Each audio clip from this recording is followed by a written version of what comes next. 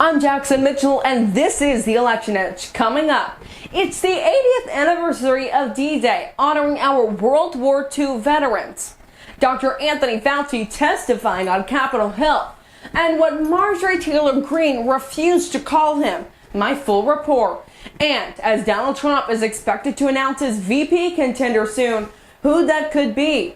Plus, the Wall Street Journal releasing a story titled, quote, "Behind Closed Doors, Biden shows signs of slipping," what it says and how the White House is responding.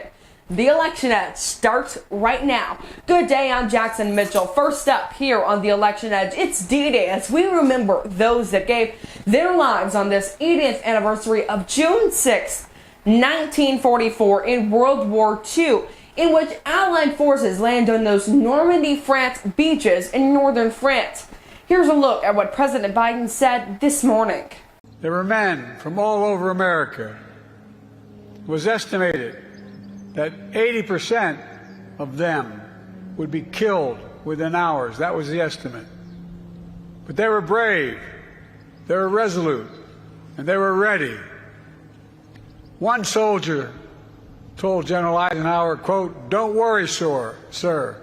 The 101st is on the job. Everything will be taken care of." That's what he said.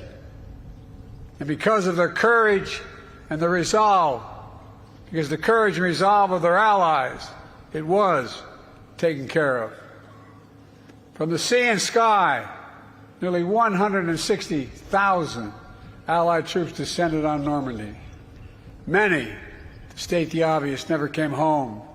Many survived that longest day, kept on fighting for months until victory was finally won. Now, these veterans have shown up to remember those that have given their lives are now approaching 100 or over 100, so it's likely in the next few years those number of veterans attending may become smaller. But for any veteran tuning into the Election Edge for your latest on political news, thank you for your service.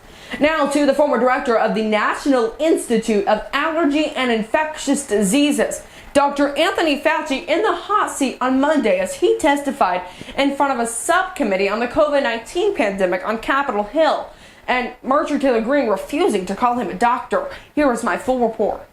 Dr. Anthony Fauci, the former director of the National Institute of Allergy and Infectious Diseases, in the hot seat on Monday as he testified in front of a subcommittee on the COVID-19 pandemic. The hearing set to better America's response to future pandemics as mask mandates, social distancing, and business closures became the main focus during the testimony of Dr. Fauci. Business closures? Early on, when 5,000 people were dying a day, yes. Church closures? Same thing. Stay-at-home orders? These were important when we were trying to stop the tsunami of deaths. Republican lawmaker Jim Jordan focusing on a theory that the virus came from a Wuhan, China lab. Do you agree that there was a push to downplay the lab leak theory?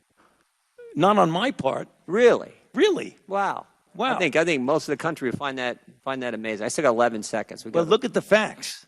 I've kept an open mind throughout the entire process. Representative Marjorie Taylor Greene, the Republican from Georgia, refusing to call Dr. Fauci a doctor in a heated exchange. That Mr. Fauci, because you're not doctor, you're Mr. Fauci in my few minutes.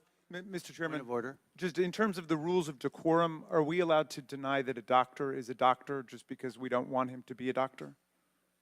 Yes, because in my time, that man does not deserve to have a license.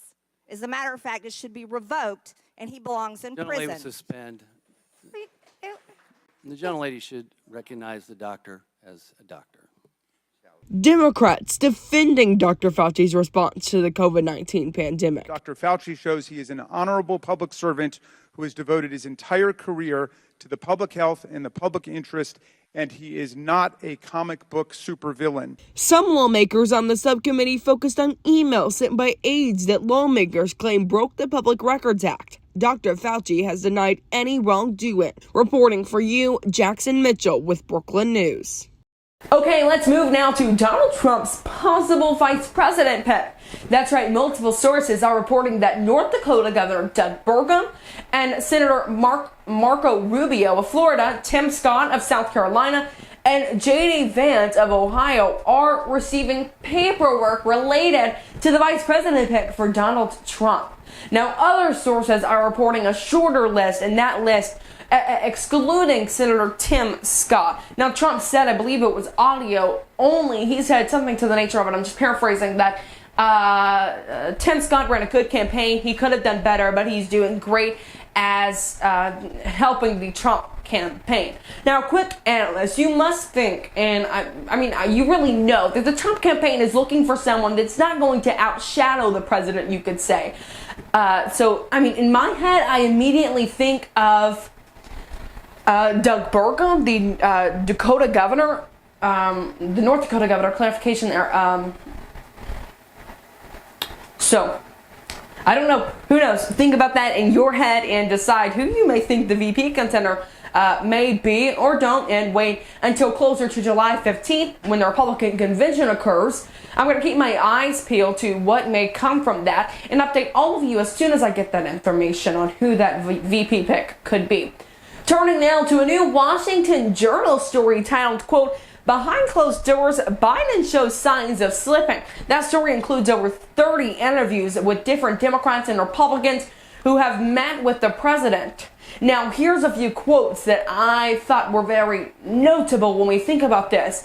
Kevin McCarthy, the former Speaker of the House, spoke to the Journal and about debt ceiling negotiations and explained one day the president would be sharp and the next he was, quote, "going back to all the old stuff that had been done for a long time," end quote. McCarthy also said, quote, "I used to meet with him when he was vice president. I'd go to his house. He's not the same person." Now, the Journal also reported that more recently, in a meeting on Ukraine funding in January, Biden, quote, "spoke so softly at times that some participants struggled to hear him," end quote, and read from notes, quote, "to make obvious points, paused for extended periods of time, and closed his eyes for so long that some in the room wondered whether he had tuned out."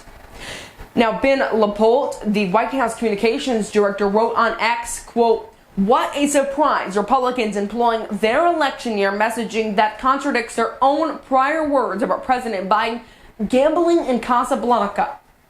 Now, the complete story was not just a slash on the president for his age and mental acuity. It was also about Donald Trump's mental acuity, or at least mentioned that within the story. It talked about a time when he mistakenly called Nikki Haley Nancy Pelosi. Now, even some media has reacted to the story. Take a look at this clip from MSNBC's Morning Joe. What I find so shocking about this article is they go to Kevin McCarthy as their main source and other House Republicans. The same House Republicans, Mike Johnson, who just there lied through his teeth repeatedly. Mike Johnson, who got to power based on the big lie. And they're using people around Johnson and Kevin McCarthy to do this Trump hit piece on Joe Biden. And thanks so much for tuning in on this Thursday afternoon. Have a great evening, everyone. I'll see you right back here tomorrow for a new report, but not next Thursday, but the Thursday after that for the Election Edge. I'm Jackson Mitchell. Have a great evening, guys.